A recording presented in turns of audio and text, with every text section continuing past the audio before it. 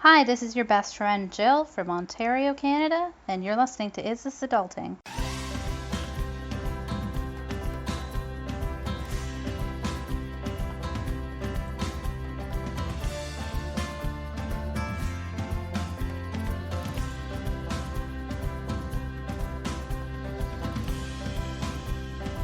Hey everybody, and welcome to Is This Adulting, a weekly conversation between two best friends navigating adulthood as overgrown man-children. I'm best friend number one, Stephen Pappas. And our best friend number two, Chris Graham. Sorry. Okay. That's a thing that's happening. I was just kind of doing my little I'm describing that I do this normal like pre-routine of dancing around, which is not the case at all. I've never done that. It's not. I decided I would try it this time, and that's the music that came from my soul. So It wasn't coconut oil?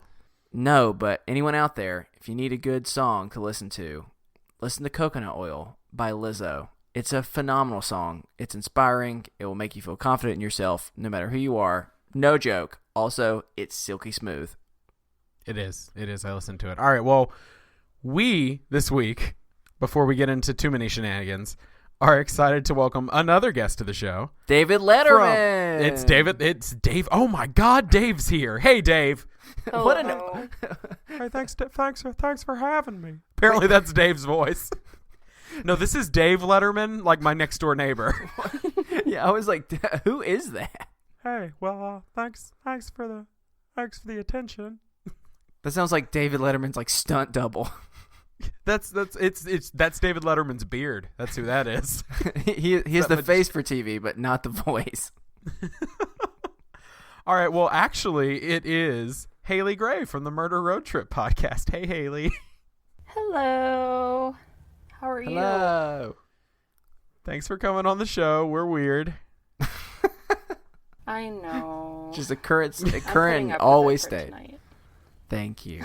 She's going to deal with us just this once. We're very grateful. Oh, I guess you are also featured. I didn't even mention it. You are also featured on Lainey, our guest from 2 weeks ago, on her other podcast. We're all just pretending, aren't you? Unfortunately, yeah.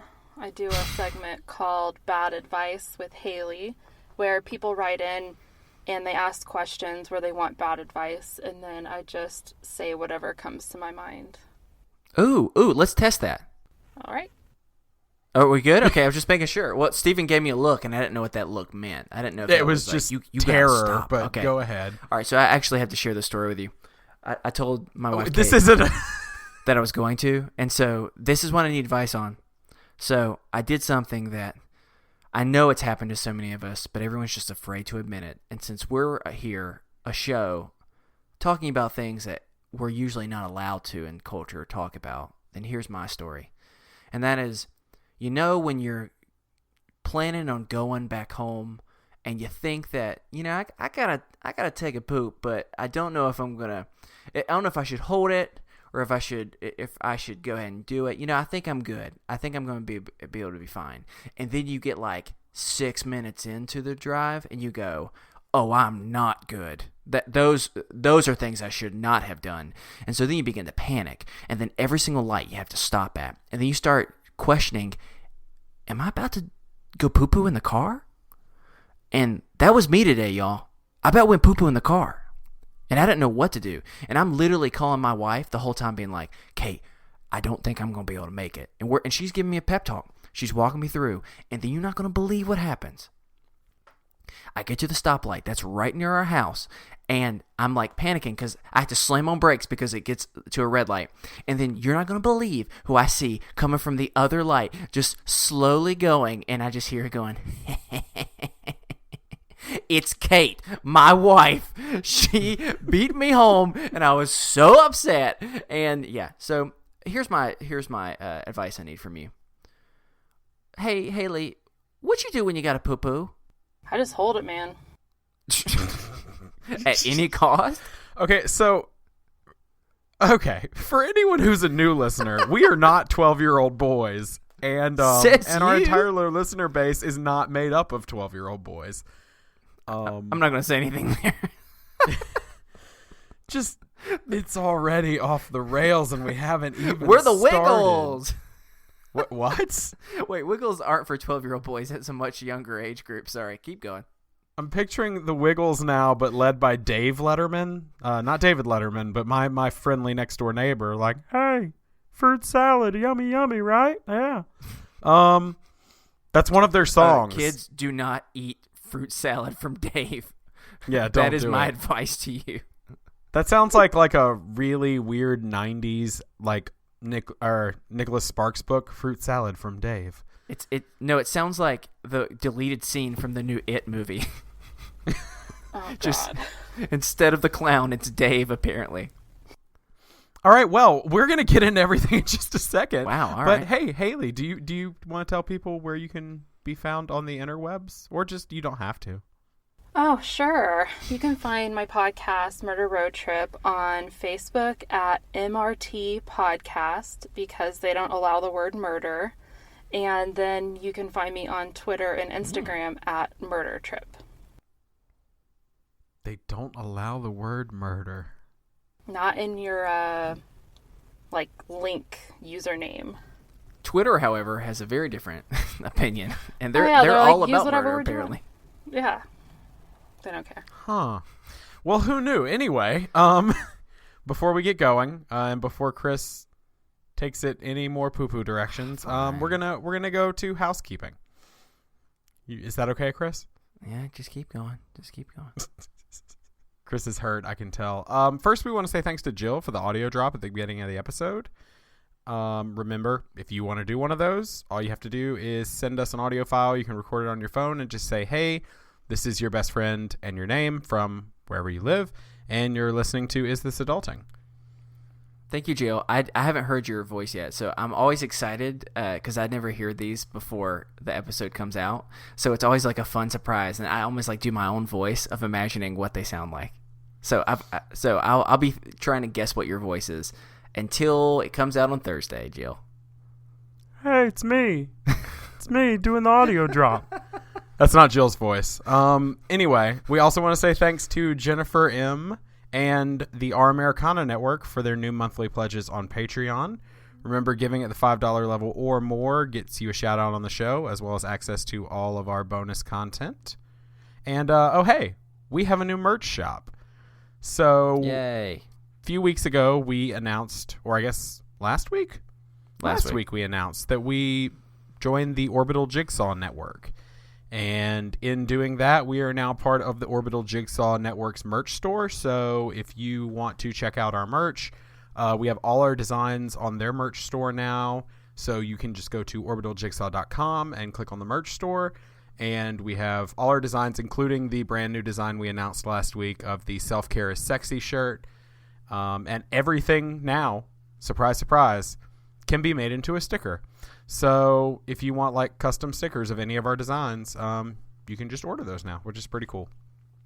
And last but not least, we will be announcing this every week until it happens. Like I've said, October 21st, that's a Saturday at 1 p.m.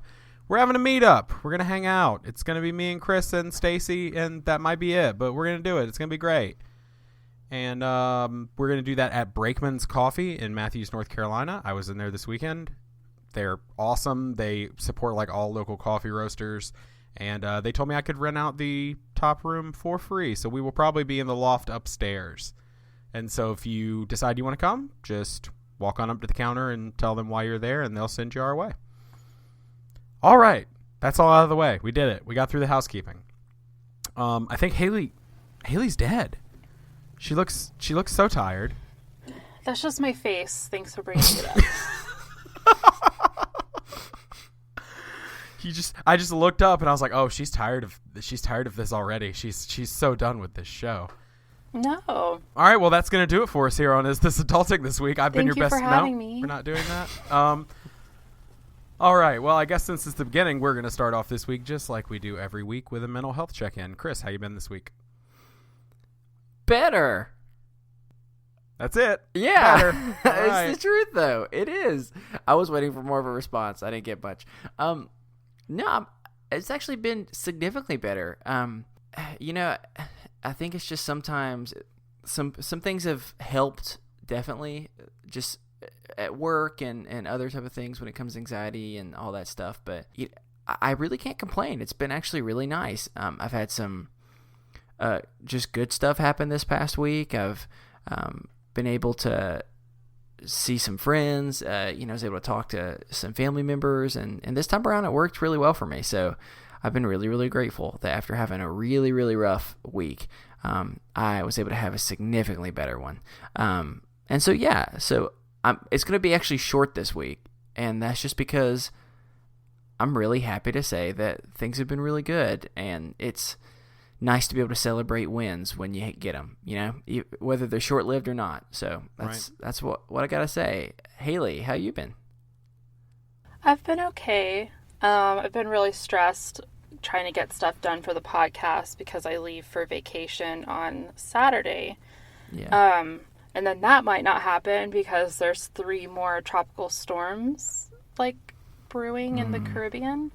So, not really counting on vacation until the day I'm supposed to leave. But other than that, I'm okay. What about you, Steven? Ooh, look at her doing the transition for you, Chris. Nice. See, but here's the problem. She was supposed to throw it over to Dave. Yeah, I've been doing all right this week. No one likes me and my voice. I'm gonna drive this bit into the ground. Anyway, he'll be back later, folks.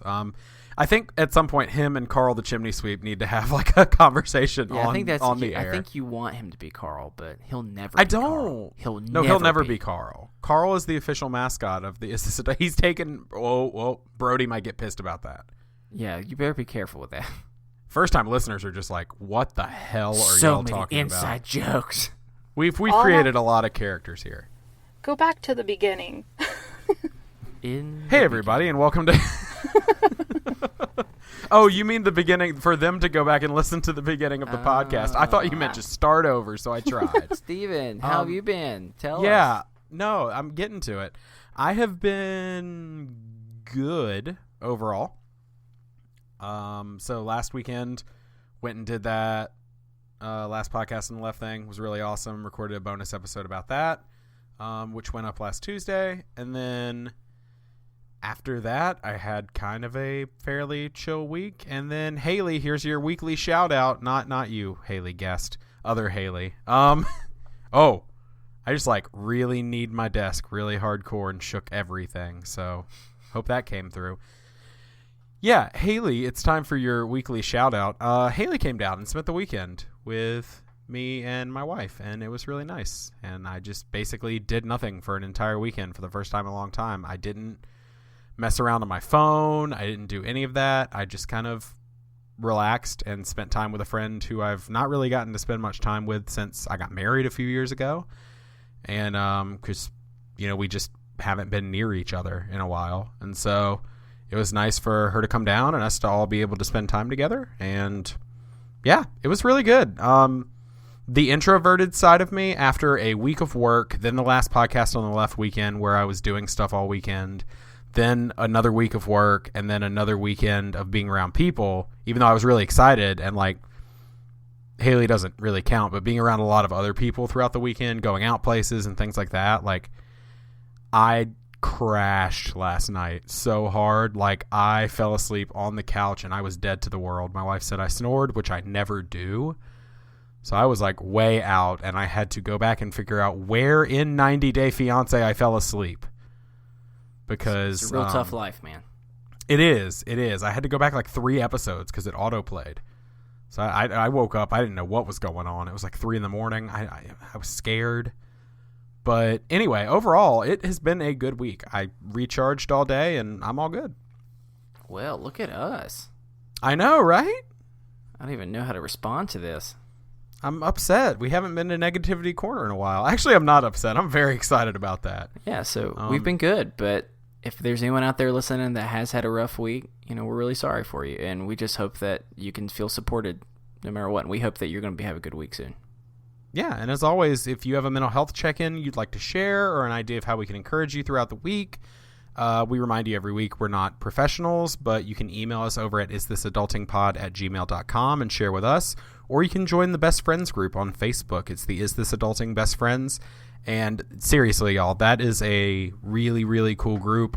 We just went over 200 members in there this week, and it's really cool. It's just a group where people get together and talk about, hey, we had somebody post this week, hey, show me your tattoos. And so a bunch of people posted pictures of their tattoos, but then other people will be like, hey, I'm really struggling with this. And you get a bunch of responses. So it's a really, really cool. Yeah. That wasn't words, was it? Sorry, Dave was trying to come out there. Okay. That was a really cool week. And so, really cool thing. I don't know. I'm tired. Let's just move on. Okay. All right. So, again, we're going to do things kind of in a different order than we usually do. We usually do our topic segment, guest topic. But this week, we're like, we need to talk about Haley's topic yet again. And it is 90 Day Fiancé. No. So, no, it's not. It's not this time. It is not. So many people clicked off just then. No, so I listened Haley's to the topic. whole episode about 90 Day Fiancé, and I've never watched it. I thought it was funny. Didn't it make you want to go watch 90 Day Fiancé? Sure. Thank you for showing us that support. Yay. I just did it out of spite for Lainey. But our entire Facebook group, I will say, exploded the next day of like, 90 Day Fiancé talk now. And I was just like, all right, here we go. But no, that's not your topic. Do you want to kind of talk about your topic for a second? Let everybody know what it is? sure, I thought it would be really fun to talk about like bad movies that are so bad they're good. And the reason I thought about this topic is because the ultimate bad movie is called The Room, and it's by Tommy Wiseau. And one of the other character in the movie, Greg's, oh my gosh, I'm totally blank, Sestra, I think is his last name.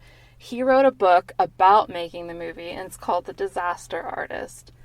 Well, James Franco and Seth Rogen made a movie based off of the book, and that movie comes out at Christmas. And I had just watched the trailer when you asked me what my topic was going to be. I was like, let's talk about movies that are so bad they're good, because I'm really excited about that movie. And I also love watching bad movies. There's a podcast that I listen to religiously, and all they do is cover bad movies, and so I'm constantly watching them. Is it How Did This Get Made or The Flophouse? It's How Did This Get Made? Yeah. My wife I was going to listens say all the both time. are great. Jason is my future husband. He doesn't know it. Does But your my Does your current current husband husband know it? that? Yeah. Oh, yeah. Oh, He's okay. aware. Okay. So it's kind of the same deal as like my current wife understands that like Daisy Ridley is going to marry me one day, whether she knows it or not. Yeah. Okay, so I get it. Chris, do you have anyone that Kate knows that you're going to marry? Buddy Valastro, the cake boss.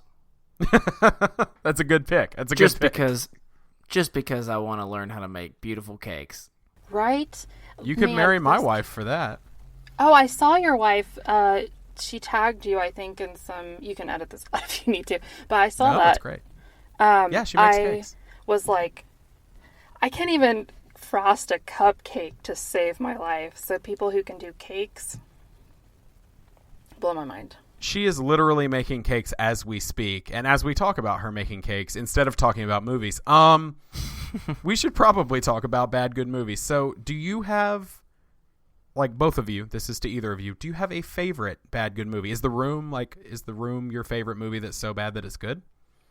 Oh, if you would have asked me this on Thursday, I would have said absolutely. But How Did This Get Made just covered Miami Connection, and I watched it twice on Friday because it's so amazing. Whoa, I've never even heard of this. Okay, so do you want to know a little backstory on it? Of course I Of do. course. Okay, so even my husband, who loves anything like martial arts, kung fu, anything like that, hadn't heard of this movie, so I knew nobody else could have. So basically, this movie was made in the 80s, and it was released in, it was like 4 theaters in Florida. Nobody came to see it, so they didn't even release it or anything like that. So fast forward to 2010, I think it was, and an Alamo Drafthouse employee was searching eBay for like old films that he could play, and he found the 35 millimeter film of Miami Connection, bought it, screened it, and that's how it, like, it was never on DVD or anything, and now it's like revitalized and everyone loves it, and now you can buy it on Amazon and all kinds of things. But it was not until this employee found the actual film to play it that it even came out on DVD or anything. That's amazing. So it's like all these people don't know about it. Basically, I don't even know how to explain it, but there is a literal band. Their name is called Dragon Sound, made of ninjas. And they have this movie really does have an amazing soundtrack. It's like 80s, but they didn't have enough money, so they just made original music for the whole thing. But I'm obsessed with it. Yes. So then there's those ninjas, and there's another group of ninjas, but they ride motorcycles. And of course. The lead guy, he looks like a young Chuck Norris, but with a Sylvester Stallone voice. His sister starts playing in the Dragon Sound band, and then they start fighting, and it's just, it's amazing, and the acting is so horrible. I cannot even explain it to you. Everything is ADR'd because and there's this one scene that I guess is really famous. It's on YouTube, of this guy explaining, his father's death and things. Anyway, it's totally worth a watch. You can watch it for free on Vudu, which is like VUDU. Anyway, it's amazing. That's interesting. Best 87 minutes of your life. So going off of that, probably if I had to pick one top one, that I almost feel bad even labeling it a bad movie, because I would say that 95% of people would say it's a bad movie, but it's so good that I just love it. So I don't even know if it's a bad movie that's good, if it's just brilliant. And Steven's going to know what it is. I mean, it's also a Kung Fu related movie. Oh, no, never mind. It's not the one I was hoping for you. No. The movie I'm referring to is Kung Pao. It's so good. And, I love it so much. Yeah, so if you haven't watched it, then drop everything right now. I don't care what you're doing. I don't care if you're cooking food. You just let that chicken burn. And know what you do? You go and find it. At any cost. If you need to break into your neighbor's house, break into their house. Take that DVD. I'm kind of getting off topic, but back to what I was getting at. Watch this movie because it is so freaking good. Also, he said take that DVD because I don't think they've released it on Blu-ray. Oh, yeah, that's definitely not happened. But yeah, I would say Kung Pao for me has got to be my number one. And there's just a lot of different reasons. And I'll just give you my opening scene. The opening scene that for me best represents everything. And that is like the whole idea behind this movie is this baby was born as this like prodigal, like, all right, I'm being told to stop. Timeout. No, I'm giving him a timeout because you need to explain the concept of the movie before the story because it helps too. Yeah. So the concept of this movie is they took some old kung fu footage from unreleased movies, I think, and I can't remember that part. They clip it all together with a few live action scenes that they shoot themselves and then some CGI, and they dubbed over all of the old kung fu footage. And it's really badly dubbed, but it's intentionally bad. Yes. Okay, go ahead. All right, so knowing that, so the whole idea of this movie is there's this baby that's born is pretty much like the prodigal, like that is going to defeat all anyone that's evil because he's able to do it all. And even as like a baby, he is able to do kung fu moves that no human should be able to do. And so in the beginning, like this baby like beats up all these bad guys and has made this really, really great escape and is kind of crawling and then accidentally starts rolling down a very large hill. And this scene is like 45 seconds of just a baby rolling down a hill. And it's, before everyone if you get too sensitive about a baby, it's clearly a doll. So just so everyone can feel comfortable about that. And so after finally 45 seconds, like you see this like woman just slowly walking by a road, and the baby just like stops onto the road, and the baby or the woman walks up to the baby, picks it up, and you just hear it go, so cute. And then like just turns, looks back at the remaining of the mountain and just lets it keep rolling for another like 45 seconds. And it's just so good, y'all. It's just so good. And it's really quotable. Oh, it's totally quotable. To this day, we have a friend that when she hugs me, she gets in my ear and goes, "Let me know if you find a Radio Shack." Yeah. That's it's just there's so many lines over and over that you can watch. I mean, it's a stupid movie, but if you go in knowing that it's a stupid movie, then you're gonna enjoy it because it's just so good. So I would say if I had to only pick one, that would be mine. Steven, what is your go-to bad movie? All right, here's the thing. My go-to bad movie is going to upset some people.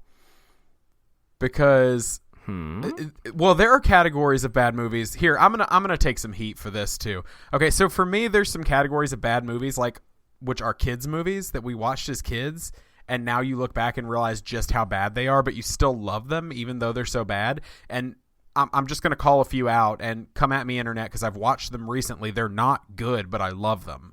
Mighty Morphin Power Rangers the movie, Power Rangers Turbo the movie, Space Jam. That's the one I'm scared is going to upset some people because I just watched. Okay, what? Okay, it's okay, Haley. I just watched Space Jam like a month ago, and here's the thing: it's not good, but it's so good. You're not going to win this argument. You better just keep going. Okay, and that's not my one, and you're going to be really mad. You're walking on a landmine right now, and you better back off it right this second. Well, son. I'm about to make you even madder because my go-to bad movie is part of a franchise that I know you love. If you say what I think you're about to say, It is the second installment in a franchise that I know you love. It's very bad. I will admit, most of the movies in this franchise I very much enjoy, and the later half of the franchise is actually good because they realized what they were, and they were bad on purpose, and it made it great. The first four of this franchise, not as solid, but the second one, I will argue is one of the worst movies I've ever seen, but I love it so much, and that is Too Fast, Too Furious. Chris has taken off his headphones. He has walked away from the computer. He's throwing pillows. Yep. He just threw a pillow across the room. There goes another one, and he's really upset, guys. I'm concerned. He's not coming back. He can't hear any of this. Chris, it's okay. Chris, calm down. Can we have a conversation if I had like stuff an to adult? throw, I'd be throwing it. Hey everyone, welcome back to This Adulting. Sorry about that. I had to take a quick break to release my unfiltered rage. P.S. You picked Kung Pao. Why did you not pick In the Mix starring Usher? Because I know you love that movie. Because that's an effing great movie, and we're not going to talk about it. Let's get back to your other piece of trash. Come on. So you admit it's a piece of trash? No, your argument's a piece of trash. Let's go for it. We're going to have to talk about this a whole other point, y'all. But I just need everyone to know that my guilty pleasure, that I'm not even at all guilty about, is the Fast and Furious series. That some might argue is the greatest movie series that's ever been created. Here's the thing. On this earth. I'm not arguing with you. I love these movies. But I just think that the second one is bad. That doesn't mean I don't love it. It's just not good. No, it's not. It's great. If nothing alone, the line that you're going to argue over, it's the first one is only okay. Wait, you're saying the first one is worse than the second one? Yes, because it is.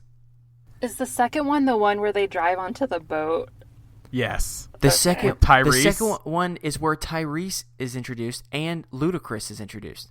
Ludacris is introduced. Tyrese is introduced. Two of the main characters of the entire series. How can you call that the worst? We're not even going to get into this, y'all. I don't think you understand.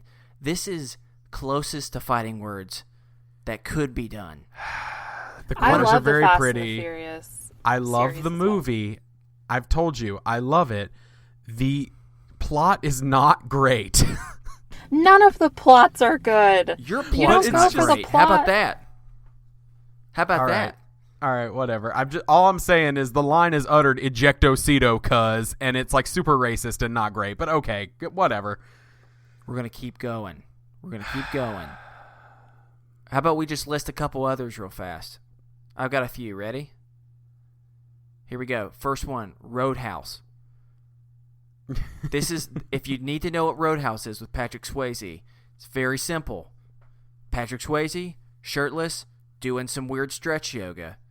He's a bouncer. In a bunch of unbuttoned denim tight pants. Goes into a bar. Guess what he does? Gets into a bar fight. He leaves that bar after the fight. He does some more topless stretches in his denim. He goes to another bar. He does some more bar fighting. It is a very, very strange movie. I literally described the entire movie to you. The end. You forgot a very important part. Okay, what am I forgetting? He rips someone's throat out. Oh, yes. How did I forget that very important detail? I think I was too busy thinking about Patrick Swayze stretching with denim and having no shirt on to forget that important detail. So Roadhouse for me is one. I think The Birds is a movie that... Whoa! Listen. I'm not saying it's a bad movie. I'm saying that for its time, it's a good movie. But if you look at it now, it's funny. More just because you look that 90% of the birds are rags. Yes, no, that is accurate. But bad special effects does not a bad movie make. No, that's what I'm saying. But if you watch it now, literally, if you pause it, which I've done, like you see. You've never watched The Birds. I have. You're terrified of birds. I know, but I willingly watched it because my friends told me how bad it was, and so I decided to watch it. And it's really funny because if you pause it on certain scenes, it's a combination of literally towels that are being thrown and like the equivalent of those little like lawn flamingos where you can see the sticks that are moving. And so, for what it is, it's a very famous, good movie, but it's also just really funny. So I would say The Birds for me is one. Have you seen Birdemic? No, I have not. Okay, that's on the same level as The Room. It's really bad. Yeah. So I would say some other popular ones. I would say Napoleon Dynamite is so bad that it's good. Mainly just because there's some really quotable lines in it, and that's really what I liked about it. And then the final one, we can talk about this. We have to bring this one up, and that's Sharknado. Right. Yeah. Like the ultimate. All of them. Yeah, all of them. The ultimate movie that's so bad that you can't help but love watching is Sharknado. So, I remember where I was when I first watched Sharknado. Me too. Those are bad on purpose, though. Well, yeah, which is, I think, a whole nother thing because they tapped into this idea with Sharknado of something that I think we're all kind of ignoring about bad movies, which is the best part of a bad movie is sitting around with people you love and laughing at how bad it is. Mm-hmm. Like, I remember in college watching bad movies with Chris. I'm going to bring it up, Chris. I'm going to bring up the movie that we watched. There's a 2008 horror movie that we watched in college called Thanksgiving. Do not watch this movie. Do not watch this movie. Don't watch it. I can't say the tagline of the movie because we don't get that vulgar on the show. It is. But I will say one of the sticking points on the DVD cover that we didn't see because it wasn't advertised on Netflix when we watched it is warning, boobs in the first second. And they're not lying. They're not lying. Let me read you just a synopsis of the first scene. At the first Thanksgiving in 1621, a topless pilgrim is slain with a tomahawk wielded by an evil demonic turkey. And it only gets worse from there, y'all. It's real bad. Do not watch this movie. There's some deeply problematic things in this movie. There's some extremely disturbing things. There's some extremely problematic assault things that happen, and it's very bad. But at the same time, it's one of those that I still remember up until those points. We had a good time laughing at this movie, and then some bad stuff happened, and we cut it off. It's the most shocking movie I've ever watched in my entire life. Like, I will give it that I have never seen a movie before where my jaw was dropped for easily 75% of the movie. And it was bad. It's real bad. And then we watched some movie after that about like a basketball playing Frankenstein monster. It's called Leprechaun in the Hood. That's what it is. No, it's not Leprechaun in the Hood. We watched that one though at some point. We did, yes. Leprechaun in the Hood. No, this was like, it was something. It was like some sort of like, I don't want to call it this, but I think it was. Hold on, let me. Oh, yeah, no, I found it. It is called Frankenhood. Yeah, a bunch of hood related things apparently. Would you like me to read you a quick synopsis of Frankenhood? Sure, why not? A pair of bumbling morgue workers with little prospect of winning the local street ball tournament find their odds suddenly looking up after enlisting the aid of a towering corpse that was resurrected by a local mad scientist. I will be watching right? that. Been there. I know, we've all experienced that. And we did watch that one, and I will tell you, it was great. I had a great experience watching that with you. Yeah, that one was funny. But Have like you Sharknado. Oh, no, go ahead. I was just going to say Sharknado's kind of just like made their thing on being a bad movie on purpose. Mm-hmm. Right. So I was going to... Oh, sorry. It was like glitching. I didn't know you weren't done. So another one that's like bad on purpose I really loved that reminds me of Sharknado is called Zombievers, and that's on Netflix. Basically, yes, have you seen that? I saw part of it. I didn't watch the whole thing. Oh my gosh, it's one of my... I think it's better than Sharknado. Zombie beavers? Zombievers, yes. Yeah, so basically these people go to like a it's this typical like, let's go to this cabin and stay or whatever, but the lake they're staying at has toxic waters, and so if there's zombie beavers, and if they get bit, the humans turn into beavers. Interesting. Chris, you need to watch the trailer at some point because it's the most terrifying thing I've ever seen. It's so good, and you have to watch after the credits because there's a really funny, like, punny joke that happens after. I don't want to ruin it for anyone, but it's really good. I liked that one a lot. The ones that How Did This Get Made covers, like, they covered Roadhouse, and they cover the Fast and Furious movies. They cover ones that are like, well, they love Fast and the Furious, because, I mean, those are amazing. But they cover ones that are like... They actually like them, which is what makes me happy. Yeah. So do I. Again. Oh, I love them too. I went and saw We all heard it here. You hate the Fast and Furious. Just just deal with it. Yeah. They cover ones that are trying to be good. Mm-hmm. Like, they stopped doing Sharknado because they were like, oh my gosh, these are getting out of control. But they try to cover ones where the people actually think that they're doing a good job. And so it's like almost even more sad because these people think they put out like an Oscar-worthy movie. The synopsis for Zombievers is: a fun weekend turns into madness and horror for a bunch of groupies looking for fun in a beaver-infested swamp. God, again, been there. How many times? It's an action-packed horror comedy in which a group of college kids staying at a riverside cabin are menaced by a swarm of deadly zombie beavers. A weekend of sex and debauchery soon turns gruesome as the beavers close in on the kids. Riding the line between sexy, scary, and funny, the kids are soon fighting for their lives in a desperate attempt to fend off the horde of beavers that attack them in and around their cabin. The movie is riding the line between sexy and... Apparently. That's one way to sell it. Rated R. There's nothing sexier than a zombiever. I mean, yeah, to each their own, I guess. I think on that note, we're going to move along to Chris's favorite part of the show. Ooh, games. Haley, are you ready? I'm so ready. I love games. So I'm actually trying out a different type of game today. And so you get to be the experiment with us.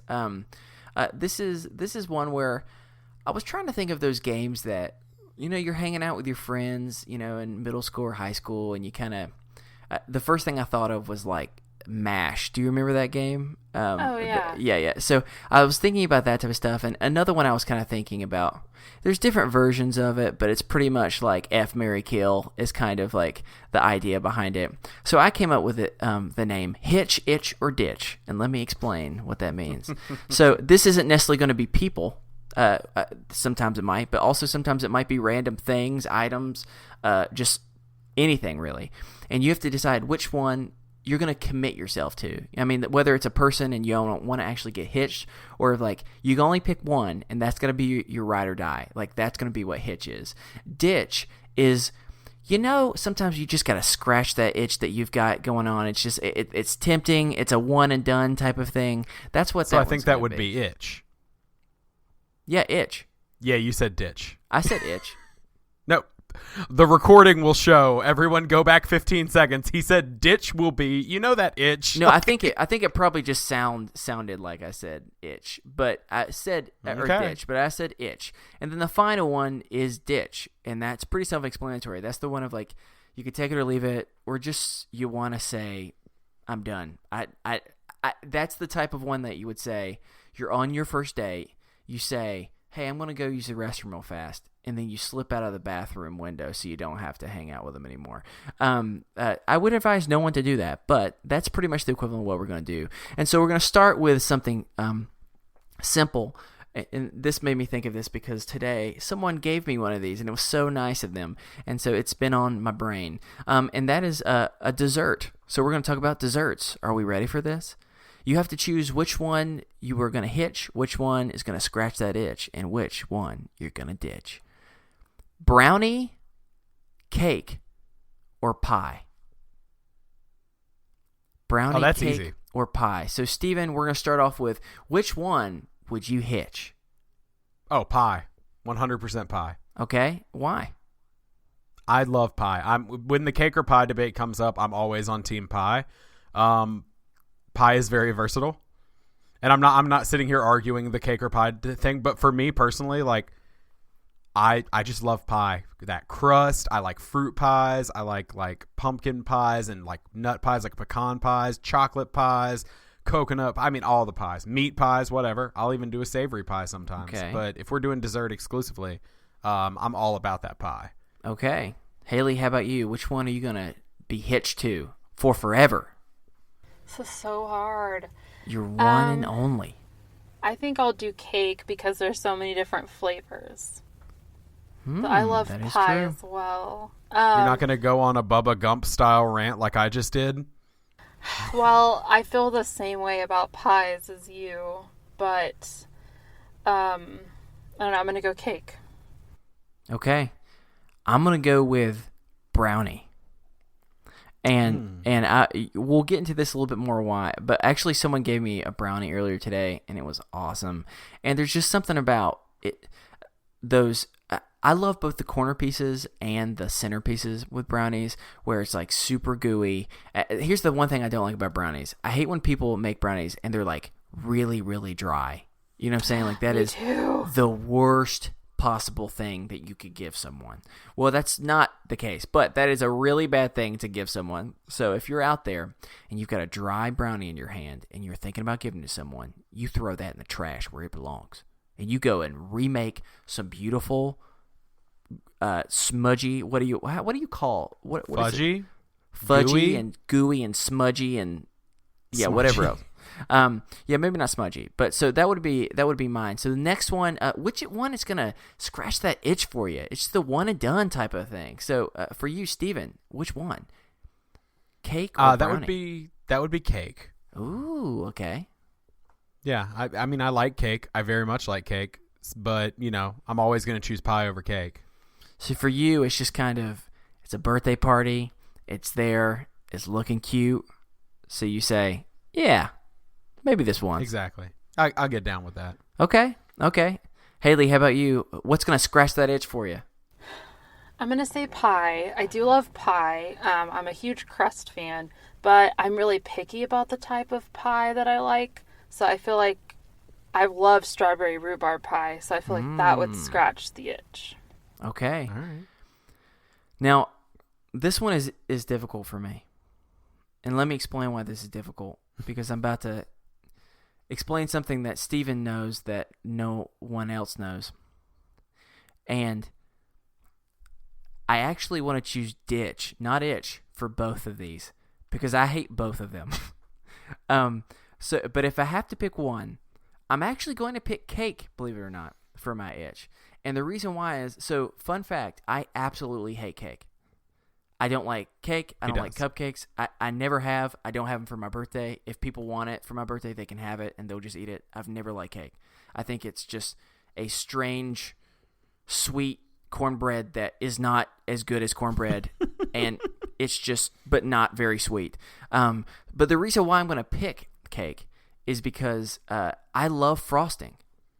And you know what? I'm all about, there's a cake nearby. I'm not going to have the cake part, but I'll take a dip of that frosting. That'll scratch an itch for me. And so that's why I had to go with that one in the end. And so finally, I think that people might be able to know, but just go ahead and explain. We'll go into ditch. Which one, as soon as you see it, you're awkwardly moonwalking away, hoping that they never looked at you. Steven, which one is that for you? Well, as we've deduced, that would be the brownie. Mostly because don't like brownies. Why? I mean, like I can like, if a brownie's my only like sweet option somewhere and it's like a good brownie, I'm down, but not really. Like a brownie's just like, I don't know, it's just like cake that's not quite up to par to me. Like I'm just like, What about ice cream on a brownie though? No, see, if you're going to give me, no, see, I would always take ice cream on cake. I would take ice cream on like a warm cookie. All about that. But on a brownie, no thank you. Like I just don't, there's something about, it's too dense, and I don't know. There's something about that texture I just don't like. So yeah, no brownies for Steven. Sorry, Do you like golden brownies? What are they called? Goldies? Is that what they're called? Blondies. Blondies, that's it. I mean, not really. Yeah, not really. Fine, all right. Well, I think that's yours as well too, right, Haley? You're ditching brownies? Yeah, only because you made me pick one. I love, like you were saying earlier, a gooey brownie. That hard stuff, throw it in the trash, like you said, but I'm going to add on top of that, light that trash on fire, because I do not want that in my life. I also love a scoop of vanilla ice cream on top of a warm brownie, and I like to mix it all together and eat it. Mix and match, girl. Woo! Yeah, but I picked the brownie. Yeah, to ditch She's like, yeah, this because I guy's really worth only it. That to me like again. chocolate brownies. Okay, chocolate brownies. I get that. Well, we're going to now get into probably the first thing. Well, people probably were pretty upset with you earlier, Steven, but about Space I know. Jam. I've been real salty this episode, and I just want to take time to apologize to both Chris and the listeners. Not so much to Haley. I haven't come at you, but I do want to apologize to Chris and the listeners. I've just been trying to be confrontational. Okay, well, we're going to get into the first one where I think people are really going to dislike me for. And I'm going to ditch pies because I hate any dessert pie. I think it is a waste of crust. And here's my reason why. Steven, what is like one of my favorite foods in the entire world? Chicken pie. Thank you. From K&W specifically. Love me some savory pies. I could eat them. In fact, I would pick savory pies as my hitch. But if I had to go with dessert pies, here's the problem. Every time I see a dessert pie, I see that crust, I get so excited. I go over to it, and it's that stupid sweet fruit stuff in it. I don't want that. I don't want none of it. So as soon as I see that, I'm gonna pretend like hopefully they never saw me, and I'm ditching out of there because I don't want pies at all. So that was the first controversial one. We're now moving to second round. Are you ready? Hitch, Very itch, ready. or ditch. We're going to do people this time, though, but I decided that we'd split up a family, and it's not the family that you're going to imagine. It's the Property Brothers. Because here's a fun fact. You may not know that there's a third Property Brother, and he's a magician. His name is JD, and no one knows about him. And so I mean, if you want to look him up, you can, but I mean, he looks kind of similar, but not the same as the rest of them. Is he as cute as the twins? Not really, but he's okay. All And right. so you have Jonathan. Jonathan is he's the one that always wears the very, very fancy belt, and Is he's he the doing all the realtor? construction. No, he he's the does all the construction. Okay. He's usually got the longer hair. Drew, he's got the shorter hair as the realtor that pretty much does nothing. And then finally, you've got magician JD. And his initials are the same initials as Jonathan and Drew. I know. Yeah, my thought is like, hey, property brothers, property parents, hey, let's be kind to the third brother. Did they know that he was never going to be able to make it as popular as the other two? And so I mean, I guess we just got to combine the other two. That's the only way we're gonna love this guy. Like, poor JD Scott needs some freaking love up in here. That's why he's trying to impress them with his magic all the time. Okay. In the now defense you see me, please. Sorry. I'm looking at JD, and he is not up to par with the other fellows. I mean, says you, JD Scott. Don't let him bash you like that. I hope his name is Jonathan Drew Scott. Jonathan Drew other Scott. So yeah, so we now have to get going. Steven, which one you gonna hitch? Which one you gonna say I do to? Confession time. Okay. I've never in my life seen an episode of Property Brothers. Steven! What are you doing? I'm sorry. Can you tell me, if I send you this picture, which Property Brother is which? Oh, I mean, I know who JD is. God. Oh my God! All right. Well, he's showing a very specific image, and this is this image is. Oh, why is this happening? Why is he showing his underwear? Well, so Jonathan, the construction one, is for some reason wearing a kilt, and he's showing his very colorful underwear, and he's doing it on the red carpet. Interesting. So that's Jonathan, and Drew is over there to the left. So which one you going with, Steven? All right, I think I'm gonna go with JD. What? As my hitch? Yeah, because he can do that sweet magic, and okay. Also because I just I have no allegiances to either of the brothers personality wise, and so for me, I'm just like, he seems like a fun dude. Like, just looking at this picture, as fun as Jonathan in his underwear kilt looks, JD just seems like an alright guy, so I'm gonna go with the least attractive property brother, and I'm gonna get hitched to JD, the one that's forever on the market. Exactly. All right, so there's a realty joke. I missed it. Thank you, I appreciate it. Would you say that over time, though, that your love for him would escrow? Oh, I hate you so much. Oh, thank you. There's a realtor out there listening, and they're just like, they get me. Yes. So, realtor out there, you're welcome. So, Haley, let's keep going. Who are you going to commit your life to? Okay, I'm going to hitch Drew because I feel like he would be a good provider. Okay, and what gives you that evidence? I'm not disagreeing. I'm just curious. Because he's the more serious one, and he has, he does the realtor thing, and he always dresses really nice. That is true. I don't think he gets as irritated. Like, Jonathan sometimes gets irritated with the clients. Mm-hmm. So I'm going to hitch Drew. All right, and we have been really consistent so far of picking. We all keep picking different people. I'm gonna hitch that beautiful, beautiful Jonathan, and let me explain my many reasons why. Okay. 1, he can fix everything. If you know me, I can fix nothing.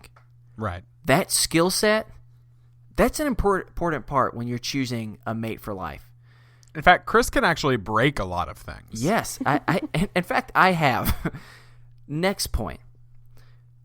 Jonathan, I get what you're saying about him being irritated but with the people, but to be fair, I also get irritated with them. And so, I get why he's irritated. I'm like, he's my people, because sometimes they're asking stupid, crazy stuff when it's like, hey, you're getting the property brothers to actually fix your house, so you can be quiet. And so I'm with him on that. And here's my final reason. And it's more because, although I would admit, Jonathan kind of dresses like a mixture of 2001 fashion and just, I don't even know what else to describe. He's not great in that way. you know what? When you marry someone, you can start changing your ways a little bit. And if I have to, I'm going to start making, if he wears that spiked belt one more time, and if you don't know what I'm talking about, type in, I don't even know if it's there, but if you type in Jonathan Scott, Property Brothers spiked belt, I wonder if anything's going to happen, because he wears that freaking spiked belt all the time, and I cannot stand it, how much I don't like it. And so I would take that spiked belt and I would burn it. Let's see if it pops up. Is anything popping up, Steven? Yep. No, I'm seeing what you're talking about. Just a little bit. You're getting a little taste of it. Not much, but just a little bit. And he's got the longer hair. And I'm not usually a longer hair type of guy, but on him, I'm digging it. So that's gonna be my final reason. So Steven, back to you. Which one is gonna scratch that itch for you? I'm going to take Jonathan, I think. Because again, based on that picture that I showed where he had a kilt on and was flashing those colorful underwear, he seems like a fun guy. Yeah, and at least you know what you're working with. That's I mean, a fair assessment. But that is true. So, okay. So that's your full reason, because you saw his underwear. Sort of, yeah, I guess so. Okay, let's go to the more educated second answer by Haley. Haley, who's going to scratch that itch? I'm going to have to go Jonathan as well. Okay. And that's because he just seems fun. And I don't know the third brother, JD, so I'm just going to pick Jonathan because I think he would be fun just to scratch an itch. Mm-hmm. I get it. I'm going with Mr. Magic Man, JD. And it's because you got to understand something, Haley. People who know me really well know this. I'm a child and I'm obsessed with magic. That is also true. I am obsessed with magic. And as much as I would want to commit myself to a magician so that he could tell me every possible secret in the entire world, I don't know enough about him to know if that's the magician that I'd want to commit my life to. And so because of that, I'm going to have to say, Steven doesn't like my answers. He's just disgusted by me. But JD, one night, you tell me a couple tricks, you show me some stuff, I'd go with it. That sounded weirder than intended, but whatever. It is what it is. It's scratch an itch. Moving right along. So let's go into who you going to ditch, Steven. Well, I think that leaves the other one whose name I don't even remember. Drew. Yeah, that leaves him because I'm looking at that picture and he just looks bored as hell. Like, he doesn't look like he's fun. Okay, he looks too serious. Okay, that is your feelings. Haley seems to not agree with that. Haley, who you gonna ditch? I'm left with JD, and I kind of feel bad because I don't even know him. I also like. You didn't even give him a chance. I know. You never saw him, and now you don't.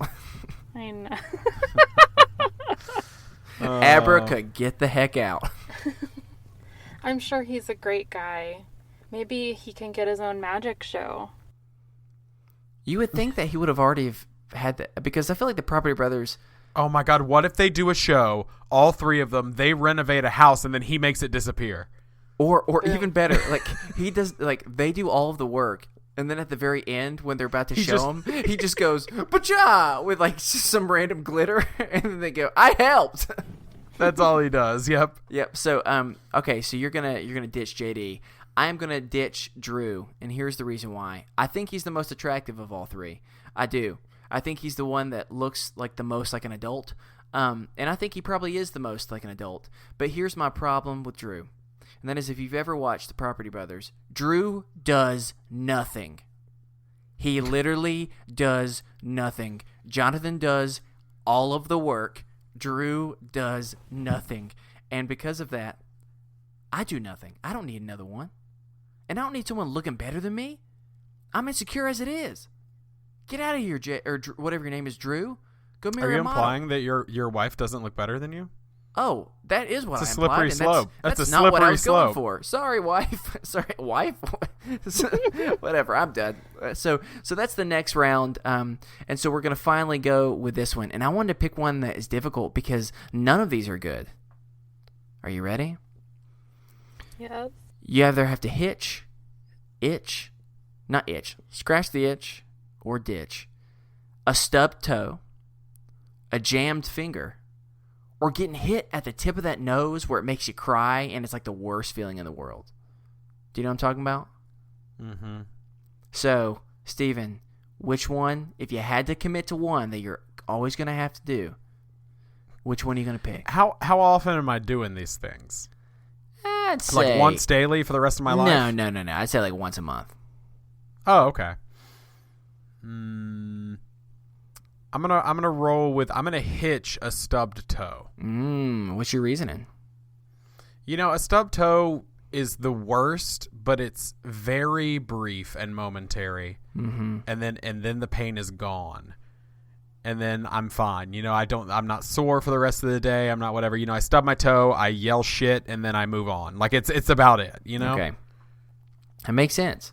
Haley, how about you? What are you thinking? I have the same exact answer and reason. I'm going to hitch, stubbing my toe because it hurts, but I feel like it has the least, what am I trying to say? It has the least long effects. Mm-hmm.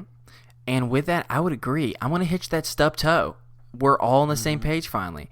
And it's for It makes sense. Yeah, it makes sense because it's something where it's not great, but hey, you can learn to live with it. I'm not trying to make a marriage reference there, by the way, considering what it is. But it's just, in that situation, I think it's the best case scenario. So, Steven, what's going to be that? In this case, it's not like you're scratching an itch necessarily, but it's the one that, like, it's not, you're only going to do it once or twice. You know what I'm saying? Like, it's not going to be there for forever. Right. I'm only going to deal with it like once or twice in my life, but it's going to suck real bad when it happens. Yeah. I'm going to have to go with the nose, getting hit on the tip of the nose. Okay. Because, again, gonna suck real bad, but I mean, I think I can fight through it. I think I'll be all right, Okay. And also because of my reasoning for the last one. But yeah, anyway. That makes sense. Haley, what are you thinking? Oh my gosh, I have the same answer as well. Really? Because I don't use my nose to work. So if I hurt my nose, you're not doing your job right. My dog, she loves to, she's 65 pounds and she loves to jump. She gets very excited and she hits my nose all the time. So I feel like I'm almost used to it at this point. But it doesn't affect my work life. Interesting. The reasoning is making me reconsider, but I'm going to go with my original judgment, and that is I'm going to go with the jam finger. And look, I don't like having a jam finger, but usually when you jam your finger, it's because you're doing something that is at least somewhat like worth it. I mean, you may have been like playing a sport or I don't. I'm trying to think of other examples where I've jammed my finger. It's just been that, but it's something to where you can get your mind off it, and it's gonna be really bad for a couple days. But I think I'm willing to deal with it, and that's because of how much I hate the last one. But so we're gonna get into the final thing. Steven, I guess you hate jam fingers? There is not very much in this world that I hate as much as jamming my finger. Somebody coming up behind me when I'm not expecting it and smacking me on the ass like a lot of guys did in college, like when they would be like broing out and messing around, that and jam fingers might be my two least favorite things. Like when it comes to like physical things. What if someone jammed their finger while hitting you? Good. Serves them right. They deserve that pain. Because I hate every time I jam my finger. Like I have this moment of like, am I going to die? Like it's just, I hate it so much, man. Like, oh. Okay. Do you feel the same way, Haley? Yes, when you said jammed finger, I was just like transported back to playing sports in school and having a basketball hit your finger and it jams and you can't use it. And man, it hurts so bad. I have literally been sitting here. You can't see me like on the podcast, people, but I've literally been sitting here like moving my fingers like all around, like cracking my knuckles and stuff because I've been thinking about jamming my finger and it's freaking me out.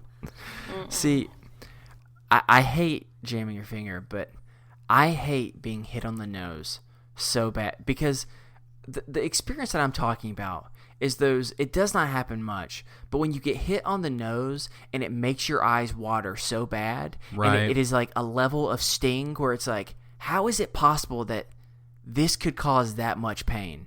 And it's a small amount of pain when it comes to how long you have to do it. It's just a really, really intensified pain for just a small amount of time. But like, it's the way you hate jam fingers is the way that I hate that. And so that's why I had to go with, I'm ditching it as soon as I see it. So, you know what? That's our first version of Hitch, Itch, or Ditch. We'll see if people like it or not. I think it's just a fun way to kind of break down some different options and find out that, for the most part, we were pretty dramatically different. And it's amazing how that can be the case. So, yeah. Steven, I guess is it to you or is it still to me? I don't even know. We'll roll to you. We're going to transition into our topic for the show this week, which is a little more serious. Yeah. You want me to explain it? Yeah, if you just want to go ahead. We both in the last 5 minutes, by the way, and by 5 minutes I mean 10 seconds, have said yeah. Yeah, 6 times as though we were from the Sandlot. Yeah. There you go. For everyone listening, there's a beautiful audio that you just get to absorb. There's your new ringtone. Yeah. So this is a little bit more of a serious conversation. But so something that I've just been thinking about lately, I don't even remember when this happened, but I was on a conversation and maybe I was just more aware because, I was having a rough week, but I just wanted to talk about what happens when you're in a conversation with someone and someone just says something, maybe it's something like a very specific line or word. Maybe it's more of a specific topic of some sort, but it's just kind of like a trigger for you when it comes to anxiety and it just really emphasizes whatever insecurity that you might have. And it was one of those moments where I had that recently, and someone was just saying something. And it's just crazy how you can go from being so present in a conversation to just shutting down. And you can be in such a good mood, and it's just the initial someone bringing this up can change it all. And it's just something that I've been thinking a lot about and trying to find, are there things in my life that when I say something, I'm providing that trigger for other people? Because I do not want to do that because I know how that feels. So I just wanted to kind of hear for you, what are some of those things, whether it's a specific topic or whether it's a specific word or phrase or idea or just something that when someone brings it up, you immediately start feeling anxious of being like, God, I want to change the subject so bad. And I would venture for the three of us just to go ahead and throw it out there. If you're going to bring up something that could be a trigger for somebody listening, give a content warning before you do so, just so that people can tune out if they need to. Makes sense. Who wants to go first? I can. I had two immediate things come to mind when you were explaining what you wanted to talk about. Let me get readjusted. So I don't get bothered by things very often, but there's two things that just really make me upset. And number one would be when people bring up how young I am. I've always been young. I went to kindergarten when I was 4. So I've always been the youngest. I graduated high school early. I graduated at semester. I, was in college young, and I've always had sort of an old soul. And so I've always felt really, offended when people bring up how young I am. And it's never anyone's fault. I'm not offended when people say, when they find out how young I am, they're like, oh my gosh, you're so young, I had no idea. That I'm totally fine with. That happens all the time. But it's when people use it against me, almost as like an attack back. And it's been happening a lot lately. And I just get frustrated with it because I do hang out with people that are so much older. My husband's 11 years older than me. And so I just hate when people use that as like an attack method. Sure. Right. So I'm totally fine with, like I said, when people are like, oh my gosh, you're so young, I had no idea. But then when it becomes like the center of all jokes, I'm like, okay, oh my gosh, you're too young to remember. But it's just constant. I get really upset by it. And then the second thing would be on it, and you guys can cut this out if you want, because I know we said no religion, but it's just when people accuse me of being having no morals for being raised in a house with no religion, and that has happened to me a lot. So that's a big trigger for me when people accuse me of having no morals. I would say that's the biggest offensive thing to me. And the biggest upsetting thing to me, because I feel like people don't give me a chance. But that happened a lot in school, actually, in a lot of classes. That's always a discussion topic. And it also happened when my husband and I were getting married, when we went through marriage counseling. So that's probably my other thing. Other than that, I am the same way. I know you were saying earlier, you don't want to bring something up that could upset somebody. You know, you don't want to trigger somebody else. And I do think it is a good thing to tell people what your triggers are, because I don't think people intentionally ever trigger somebody else. You know, and so if you're open about those things and you just tell people, then I think it's better for everyone. Yeah, you know, I think especially with the first one that you were talking about with like youth and how, I mean, you know, it's funny, I've both been on the side of having that,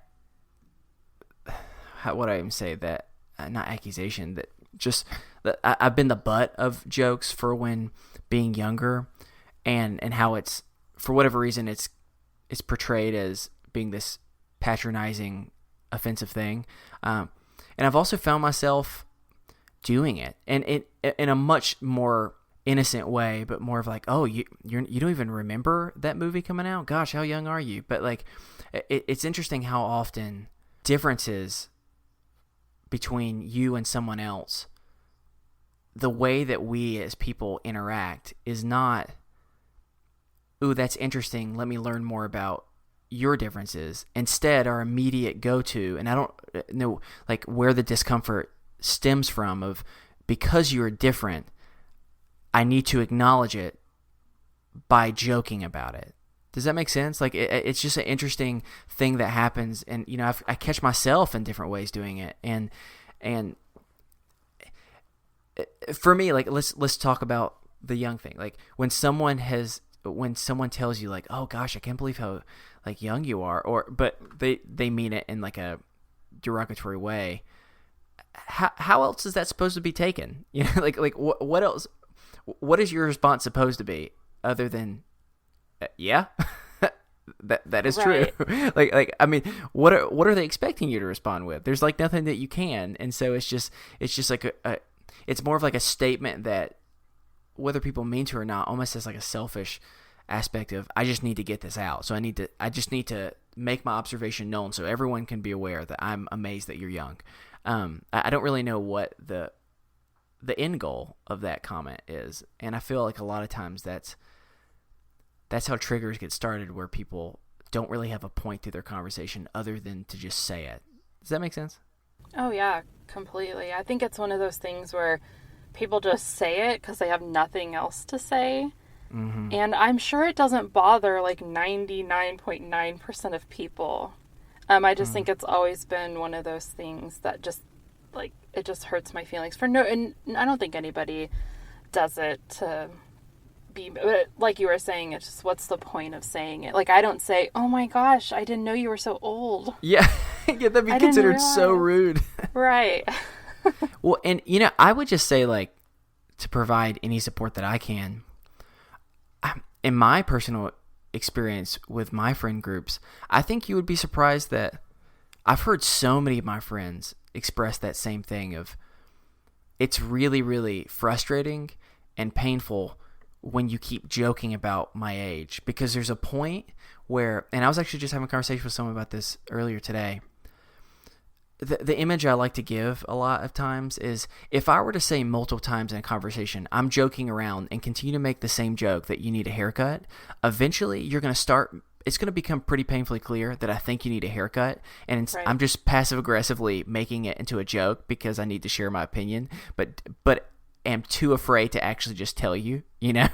And I think that's how most of the time it goes. And I've seen this with a lot of people, and I don't want to say this is specifically just it, but I've especially seen it to be especially the idea of youth and being used against a person. I've seen many of my female friends who have experienced this and constantly are being referred to as young. I think what also adds to that is, you know, I have facial hair, and facial hair can help mask and make me look older than sometimes that I do. But I mean, how many people have you met who are women who can still be in their 30s, and people walk up and think they're in high school, and it's like, do you not understand how age works? Like, do you know? And so I see that a lot with my friends who are women, as well as a lot of people that might either legally or consider themselves within more minority groups, tend to have their differences significantly more acknowledged. At least in my opinion, that I've seen, you know, being a friend and being in that same space and be like, I'm younger than they are. Why am I the one not being told that I'm young? Or, you know what I'm saying? That type of stuff. So no, I think that's a huge one. I think that's and for me, it's not something that is not necessarily an issue, just not something that people use against me that often. And because of that, it's really helpful to hear that it is used against other people, so I can do a better job of trying to listen and be supportive of my friends who are getting that. Yeah. Steven, is there anything for you? You've been quiet. Is there something in your mind that you're thinking about? Yeah, no, I've been sitting here like silently stewing on my own things and getting privately angry. Like, I could tell from your face. In my own corner. Yeah, sorry, I just need the microphone again. This is going to be like the episode where everyone turns on Steven. I feel like between my Fast and the Furious comments and my hard stance on the Property Brothers, I have a chip on my shoulder, and I know a lot of people do not appreciate people who have chips on their shoulders. But I have a huge chip on my shoulder when it comes to discussion of two things specifically, which is I become very frustrated very quickly when people use the word crazy when they're describing people who are dealing with mental illness. Like, if somebody's like, whoa, man, that's crazy, like, that's different. But, like, if somebody refers to someone with schizophrenia or bipolar disorder as crazy, or in college, I had a good friend of mine refer to me as crazy when she found out I was dealing with depression. And we didn't speak for 9 months because I was furious because it hurt me. Yeah. And so, I mean, all that got ironed out eventually, but it still frustrates me to hear that. So I think that's a big one for me. But honestly, the biggest thing that sets me off, and you know this, Chris, is money. Yeah. I have a big issue with money. Specifically, the chip on my shoulder comes from people who have it. Because and that is not to be shitty in any way to anyone who does have money. That's not what I'm saying. I'm just saying I grew up fairly well off, but I also went to the polar opposite end of the financial spectrum before I turned 18, where we lost a lot. And financially, we were not well off. And, in fact, the very opposite. And so, like, I'm not going to go into any more detail than that. But I have a big, that's a sticking point for me. And living in the area I live in, where I'm 20 minutes down the road from South Charlotte. And so a lot of the time I'm going into South Charlotte, which for those of you that don't know is a very wealthy area of Charlotte. I have an attitude about me, and it's not right, but when people flaunt finances and people really make that something that they are pushing in a way, or they make comments. I remember one time I was within earshot of a comment of like somebody saying like, can you imagine what kind of like animals don't have a country club membership? And I was just like, who the hell are you? Like, what? Like, and so, like, that sort of stuff gets on my nerves.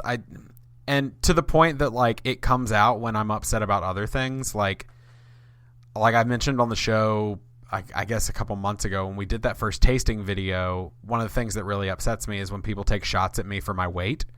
Because I know I'm a bigger dude. I'm a lot smaller than I used to be, but I'm still a bigger dude. And so, like, I get upset when people take shots at me about my weight. But that day when I was so upset about the comment that some anonymous jerk on YouTube made, I was in South Charlotte getting a cup of coffee at Starbucks, and I literally had a meltdown in front of the Starbucks and was screaming about people with their money and all this stuff. And, like, that wasn't what I was mad about. But it's just such a thing that I struggle with because, you know, I'm doing this for a living. You know, I do things on the side, but I'm doing this for a living. I joke with people, but it's almost a funny kind of true joke. I'll be lucky if my annual income has a comma in it. Like, it's just a matter of, like, I don't know. So that's a touchy subject for me. So when people bring it up in conversation, especially if it's not like if somebody has money and they've worked hard for it, I'm so happy for them. Like, good for them and their ability to take care of themselves and their family. Like, I'm happy, and I celebrate in that for you. But it's when people make comments like the one I just said, and I hear things in the area that I'm living in of people looking at certain places, certain neighborhoods, certain groups of people as different because they don't have money. That's when I get really upset. You know, my wife works at a high school that is extremely diverse and has a student population that is mostly from low-income families. And to hear the way people talk about that high school in that area, like when people ask me where she teaches and I tell them and they go, oh, like, that frustrates me. Because I'm like, just because somebody isn't loaded doesn't make them less human, doesn't make them less worth something. And anyway, I'm going to get off my soapbox, but that's the thing that, like, really drives me insane as somebody who does not have money. For me, you kind of mentioned, or you started to mention it. One of the ones that have always been really difficult for me, and I think that we've talked a little bit about this in the past, but not much, is just body issues, weight issues, insecurity. Right. You know, whenever I talk about growing up, I'm always hesitant because although in my mind I felt I was an incredibly, incredibly large child and youth, one, not everyone saw me in that way. And if I had to look back at my photos, I would probably say I guess chunky would be closer to the description than even larger than that. And the reason why I provide that distinction is just because I know there are people who have been or who, you know, currently are larger than I am, and this is even more of a painful reality for them. So I don't want to take away from that. But for me, at least, I share a lot of aspects of that, and I've made jokes with people in the past that I almost feel like I want everyone in their life at one point to have been a large person, or at least a large child, because I think that when you are that, inherently you become incredibly more compassionate towards others, just because you know that pain so much deeper than some other people do. And I feel even weird saying that to some degree because I think body issues, no matter what they are equally as real, equally as important, and need to be equally cared for. So I don't want to, you know, I want to be cautious to say that. But to get back to the conversation, for me, it's not just simple, like if we start talking about health or weight, that is something that is initially going to immediately start causing some real anxiety within me.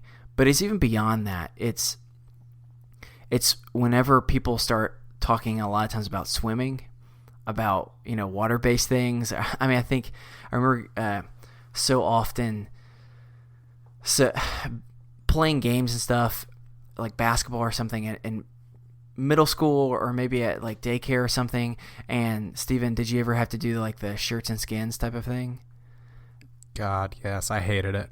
And honestly, I'm not gonna talk about it too much, because honestly, if I think about it too much, I'd probably start crying, because it honestly almost gives me hives thinking about how much like the fact that people without meaning to, a coach could do something like that. And there's a lot of reasons for it. You know, it was different times back then to where that wasn't seen as much of an issue. They also may not have had the finances to be able to do jerseys or something, or even those small little cheap jersey things that are more like mesh net that you put over. But God, man, like I think about like certain things bring me back to those spots, and it's something where, I think everyone has some level or another of body issues. I think everyone does. I mean, I think there are the rare occasion where people don't. And then if they don't have that, I'm sure they have something else that they struggle with. But the reason why it's so difficult to have conversations about that is when you live a life that even when you've started losing weight or got to whatever, or gained weight, because I know it's the same case for people who feel small and have that insecurity as well. When you live a life where you never not think about your body whenever you look in a mirror, it's something that it's going to haunt you, even when you feel more comfortable. Even though I'm very fortunate that I don't think about it nearly as much now that I'm married as I did before, because at least I have a little bit of peace of knowing that there's one person that isn't completely repulsed by me. But it doesn't go away. And so I think those type of conversations, another huge one within the weight realm is when people talk about fashion, when they talk about clothes, about stuff, there's very few things I hate more in this world than going shopping. And it's not because I'm a stereotypical guy that doesn't like going shopping, or like, it's not that. It's honestly because like I get anxiety every time I look at clothes, because every time I look, I'm always unhappy in every single thing that I'm wearing, and it's just the epitome of it when you're literally in a store surrounded by options of to remind you, you don't look good in this, you don't look good in this. And so those type of conversations, I would say for me, are always a significant trigger. Anything related to that. And I would say that's probably the number one thing for me that whenever it just comes in conversation, it's amazing. I lost, I think in my senior year of high school, I lost like 40 pounds. And that was through a lot of hard work. That was actually was a musical, so I was doing a lot of dancing, which was helping burn stuff, and I was trying to eat a little bit better. And I was able to see a pretty significant weight loss, which was really, really nice. But that's been, God, how long has that been, man? It's almost been like 10 years, I guess, by this point. It's 10 years, yeah. For us, and it's amazing how 10 years goes by and I'm a little less insecure, but not nearly as much as I was hoping 10 years later with being married and everything else. So for me, I would just say that is the number one trigger that I wanted to share, and I think that it was good for us to share 4 or 5 dramatically different things from each other that I think is just beneficial, because I wanted to talk about it just to be honest and open for other people, so they can not feel, in your words, crazy for thinking, why do I get stressed every time I hear that? And you can feel supported knowing, wait, there are other people who get that same type of pain. But also because I want to talk about it, because I think it's good to have conversations to better learn what are things that are going to, you can bring up, whether it's a joke or whether it's just a random comment, that for you do not think about it for one more second after you say it. And then for others, it carries with them for the next week. It carries with them in the sense that when they have a mental health check-in, they're still talking about it a week later, Yeah. So no, I know. Yeah. So I think it's just also a good reminder of, we live in a world where, and I'm not going to try and get political, but I think it's a helpful thing to think about. Like, we constantly live in a world where so many people hate the idea of political correctness, and some of the things that or go within that. And I'm not trying to get into that, but what I am trying to get into is the idea of we should not get upset and offended by the fact that sometimes we say things that deeply hurt others and are triggers that are going to carry with them in ways that hopefully, I'm going to be kind and hope the best that we never intended for it to affect them in that way.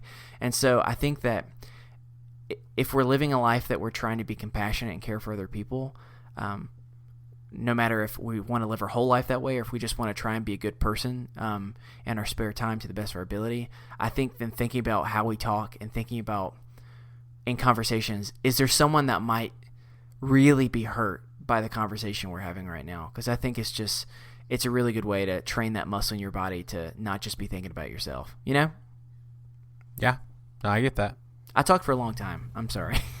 No, That's okay. I completely agree with you. Like I was saying earlier, I think it's really important to tell people what your triggers are, because hopefully people aren't doing or aren't saying things on purpose to upset you. And if you never say anything, then they're not going to know that it's upsetting. I think it's okay to be upfront and honest about what gives you anxiety. And that might help somebody else feel comfortable in telling you what gives them anxiety. Everybody's different. Totally. All right. Well, I think if that's all we have to say on the topic, you want to start winding down? Sure. Let's do it. All right. Well, if you'd like to send us a topic for discussion or mental health check-in, or you have anything else on your mind, as I always say, we're not professionals, but you can send that to us over at isthisadultingpod@gmail.com.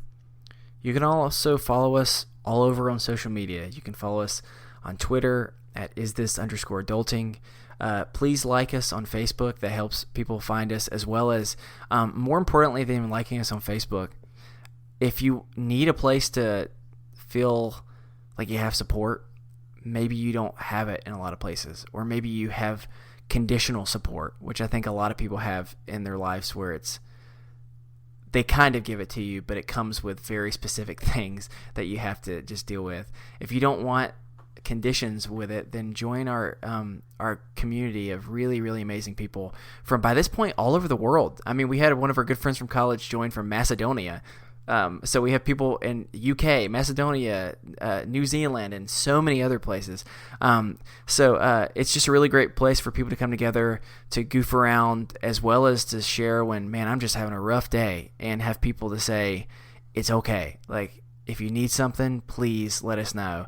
And if all you need to know is you're loved, then that too. So please consider doing that. It's a really great resource. And finally, if you know someone that could benefit from being a part of a community like that, then we encourage you to share it. And some of the best ways of doing that, whether you know someone or you just want to join that movement of trying to provide support for one another, then go and just take a second, if you don't mind, go to wherever it is that you get your podcast and just provide a quick rating and maybe a review if you can. The more we get, the more people will hopefully find us, and then hopefully the more people can join our community, and so people can care for one another. So it's not about us, it's about the group.